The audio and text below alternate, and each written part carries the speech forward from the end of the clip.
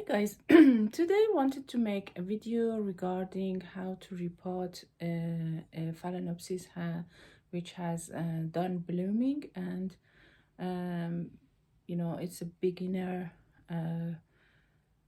care guide for beginners, and I know there are lots of videos regarding this on YouTube, but I just wanted to make my own version of this, how to care for this Phalaenopsis after blooming for you.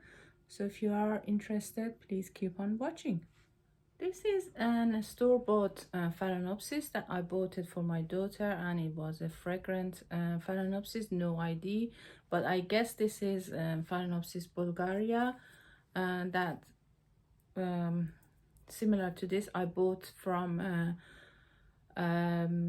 grower, a nursery, and I would like to make it to rebloom. So after it's done blooming, which took about 6 months, I can say. It was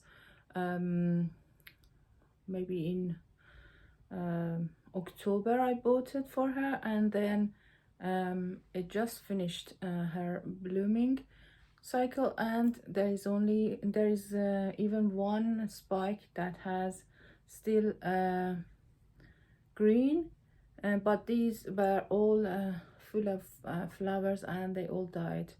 But I want to go through this, clean it up and repot it and make it ready for the next growing season with you, and show you what to do once it's done blooming. So first of all, what I would like to do is to remove all of these stakes and clean it up a bit. So I'll be okay, bear with me. I think that's better, you can see it better. So first of all, I remove it from the outer pot, and this was a store-bought, so it comes in bark. So what we're gonna do is just to first of all clean the orchid and remove all of the stake, and I'm going to cut off all these dead spike. So how you gonna cut them? You have to cut it as close as to the plant itself, and there is one which is green. I'll leave that one for now, and I'll tell you why in a second. But for now, we're just removing all the dead ones. Okay, just keep all of these things maybe for future spikes, but for now just removing. So I sanitized my scissor with alcohol, and I'm going to cut them as close as possible. Be careful, don't cut the leaf. So I hope you can see it. So they all here, and that one as well.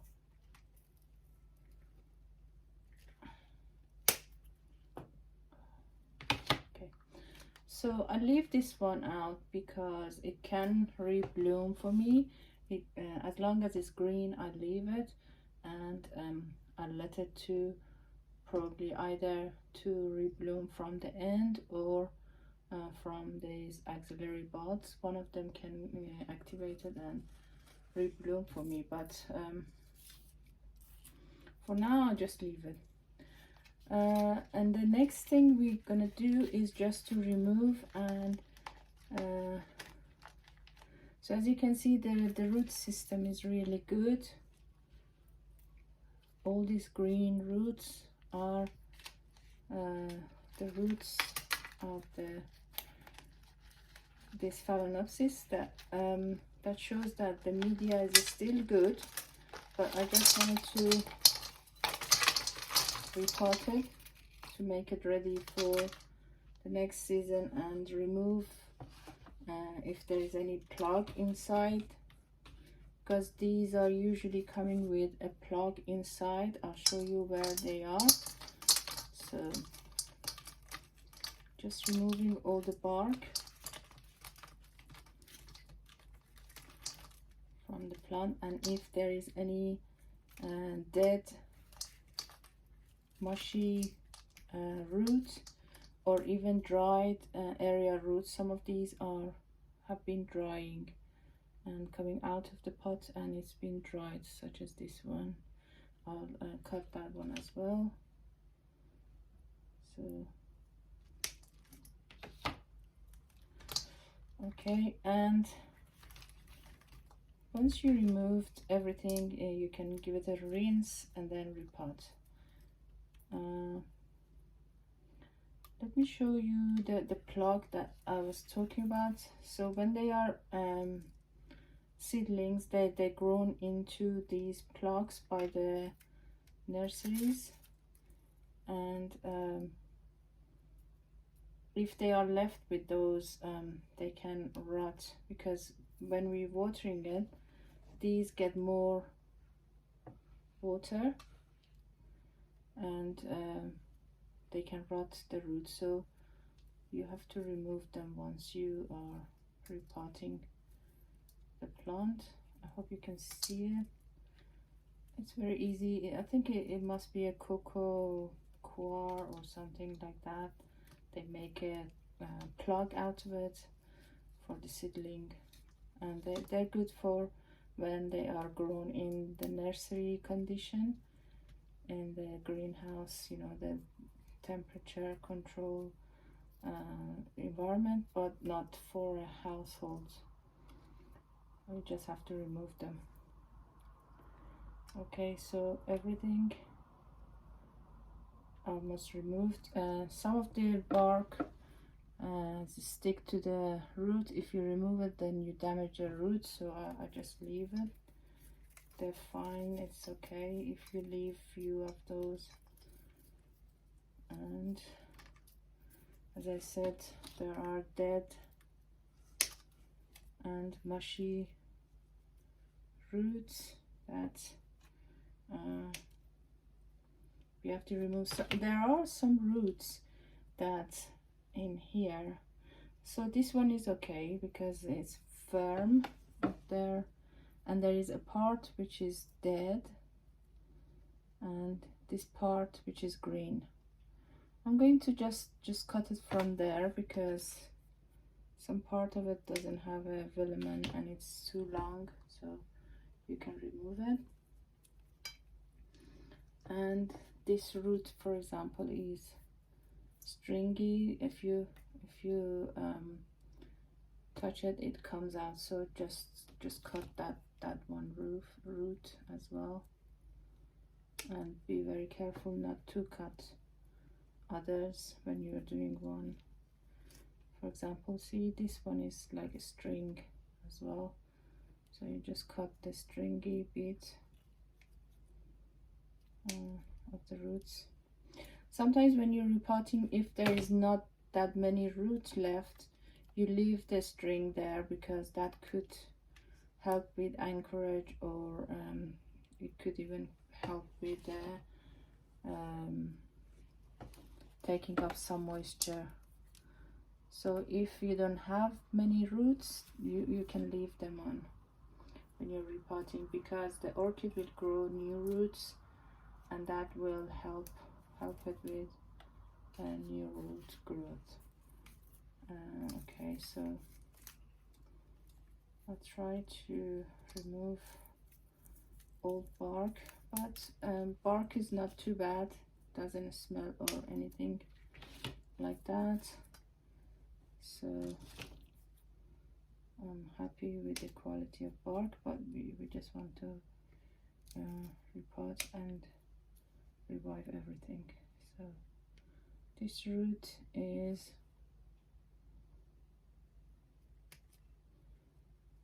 Okay, so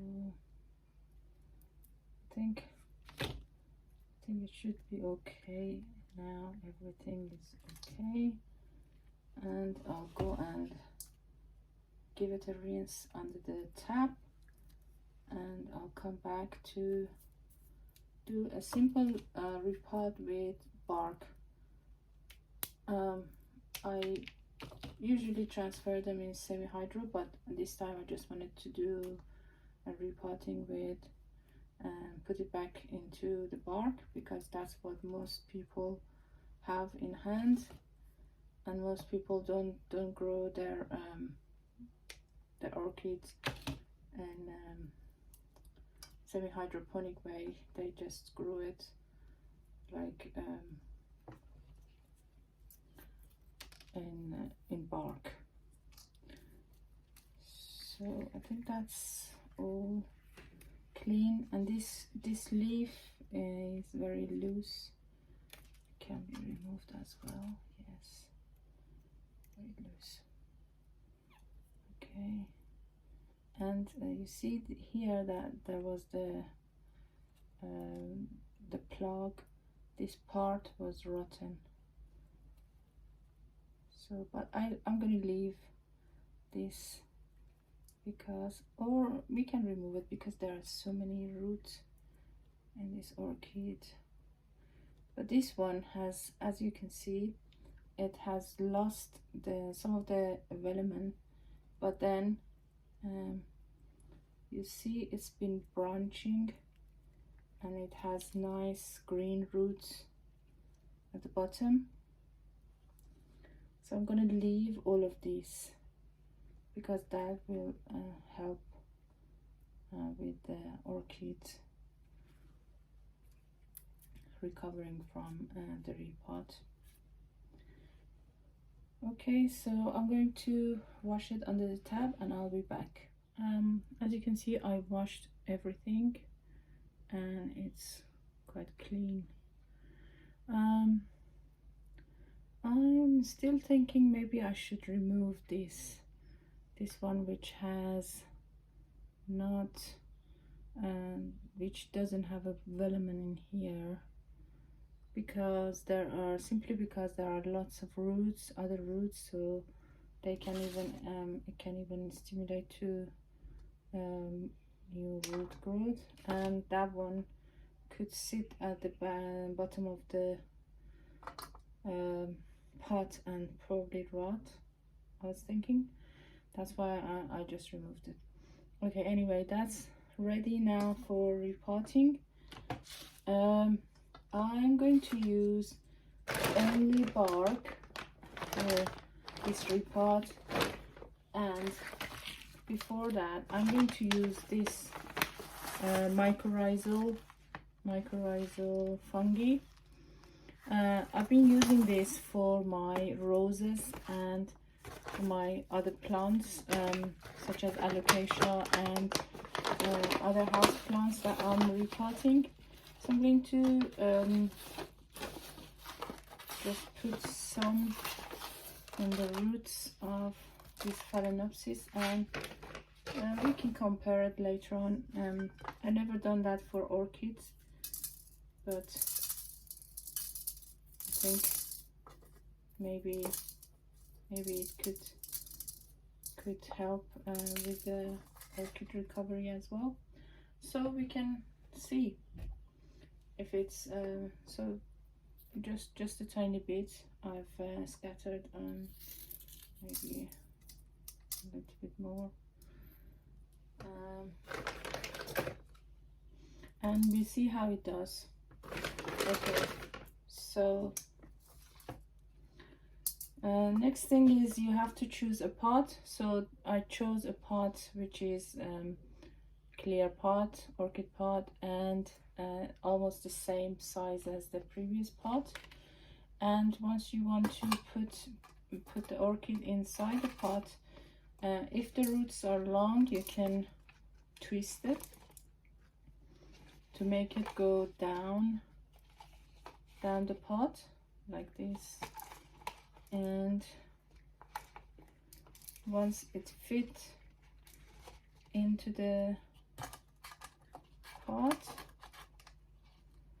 You can try to put all of these roots back into the pot if you can, but try not to break the roots. And there will be some roots that don't fit inside the pot, which is fine, like this. And you can start filling it with bark.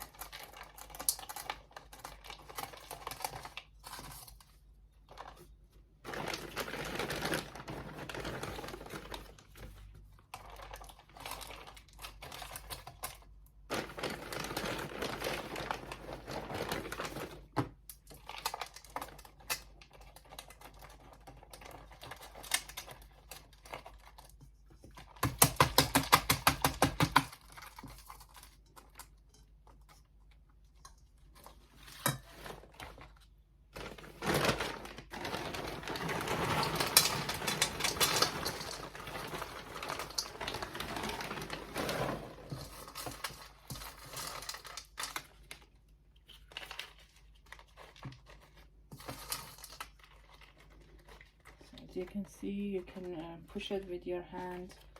As you can see, we're almost there. Just need to put some more bark.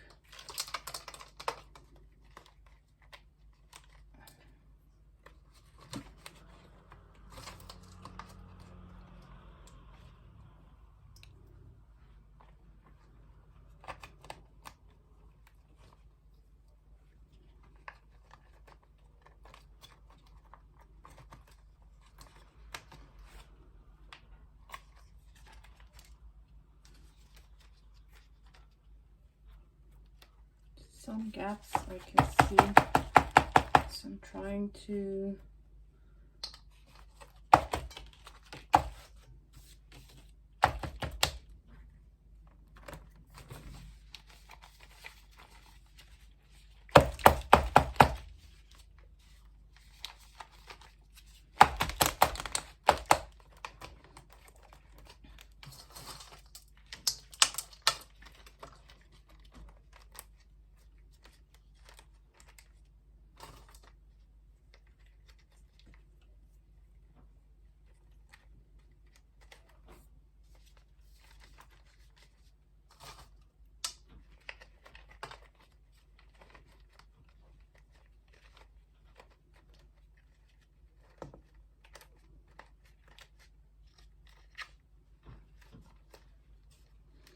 So the most important thing is that don't leave any gap inside your pot, because although it requires oxygen, but it doesn't like the air gap between the big air gap in there, because that could cause a rot.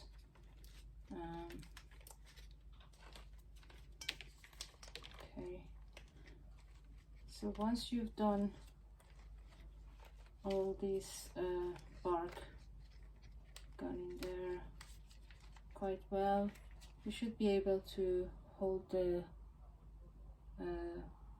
orchid by her leaves, and it doesn't come out of the pot.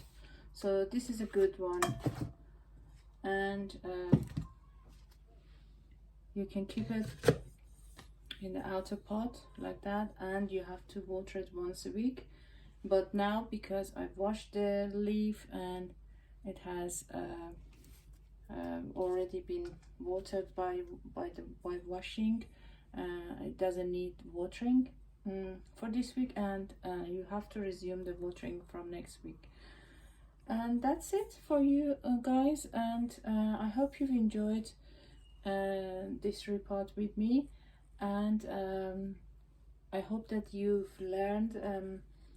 This is mostly for the beginners if they want to look after their orchid, once its bloom is done, you can keep this for another 2 years maybe, without repotting, and it will hopefully bloom for you from maybe within 6 months or a year. It starts spike and rebloom for you. So thank you very much for watching in this repot with me. I hope you've enjoyed this session with me. If you did, please give this video a thumbs up and subscribe for more videos like that. Thank you very much for watching.